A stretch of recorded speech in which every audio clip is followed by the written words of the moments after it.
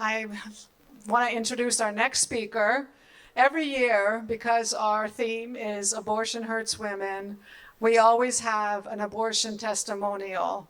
And I was looking around this year trying to find, who could come and speak on that.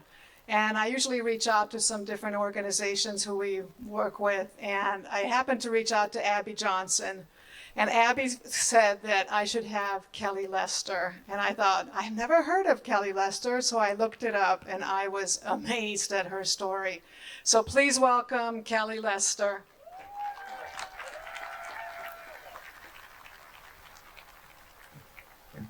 Well, hello, California. I was laughing. Ryan and I are both from the East Coast, and the West Coast March for Life brought us out, and the East Coast March for Life brought out Lila and Bethany from the West Coast. So we kind of swapped people on each side. I'm really happy to be here today and to share my story. You heard Ryan's story earlier about a woman who bravely chose life when she found herself pregnant.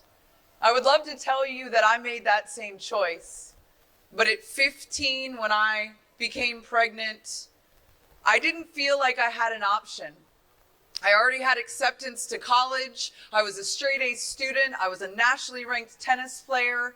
I was a regular church attender. I was a good girl, and I was now pregnant. And I was convinced that abortion was my best option. Abortion would allow me to continue in my plans. And so at 15, I walked in alone with a wad of cash and had an abortion. I walked out and I ran from everything that was good in my life because of the shame that I felt from that abortion. I moved into doing drugs, selling drugs, running drugs for the Puerto Rican mafia. I got involved in homosexuality and pornography, every kind of thing to try to cover that. Several years later, I found myself pregnant again, and I didn't want to have another surgical abortion, and I was told by the abortion industry that a chemical abortion would be easy. It would be quick. It's like a Tylenol, like a heavy period. And I took those pills, and for 48 hours, I laid on my bathroom floor thinking that I was going to die. And at one point, I had to turn and decide whether or not I was going to flush.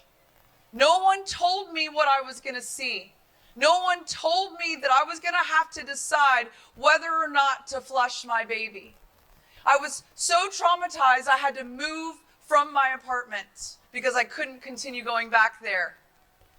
Several more years after being in the drug industry and doing those things, I wanted to do something to help women. And so I looked for a job and I saw a women's clinic hiring. And I thought, well, this is something, I'm a woman, I could go and do that. And I drove to the address in the ad, and it was the abortion facility where I'd had now 2 abortions. And I sat in my car and had to decide whether or not I was going to go in and apply. And people asked me, Kelly, after your experiences, why would you work there? But I thought my experience had to be isolated, because surely if that was the norm with abortion, we would hear about it. We would hear about the women that I saw in that facility hemorrhaging from perforated uteruses and bowels. We would hear about the non-doctors performing abortions, receptionists like myself prescribing medication, treating women.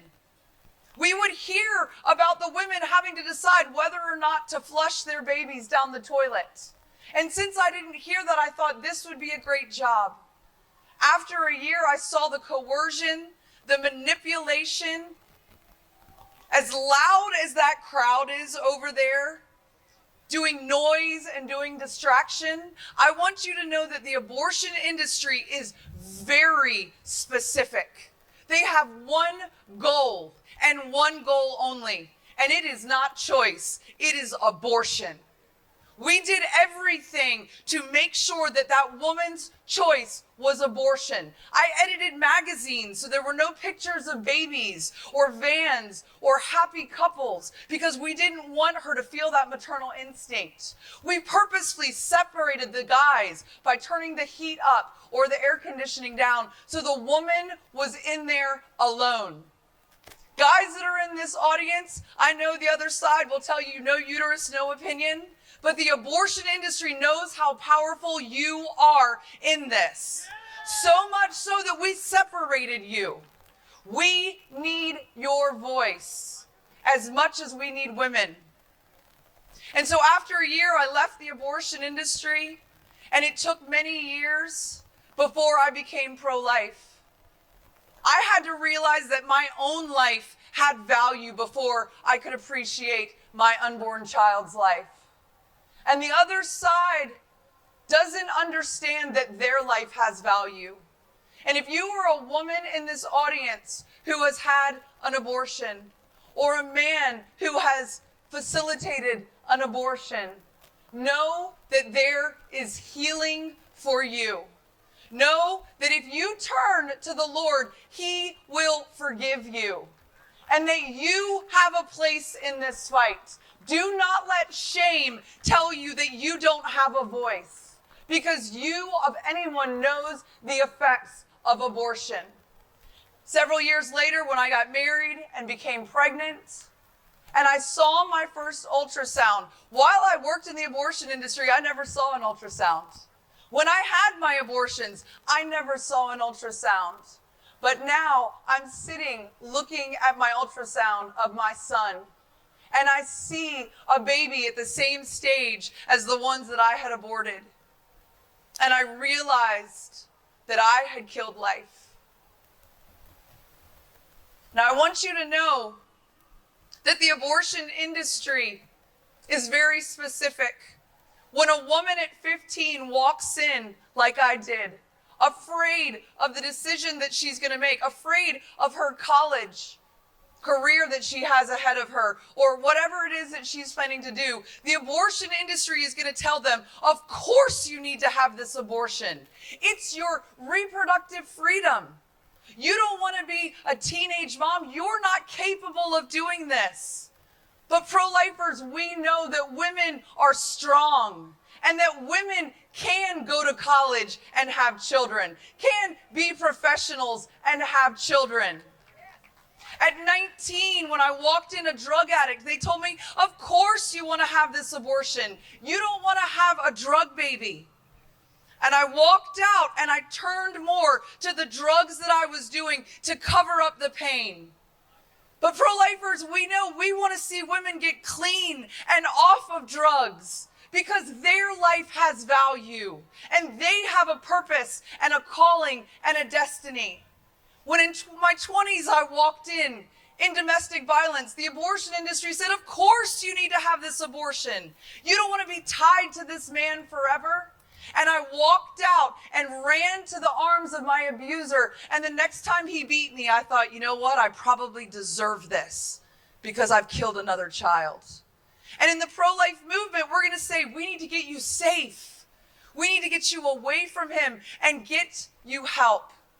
Young people in this audience, I'm so proud of you for standing for life, for standing for true choice, for standing for women, for standing for families. Look around. You are not alone, and your voice matters. Thank you very much.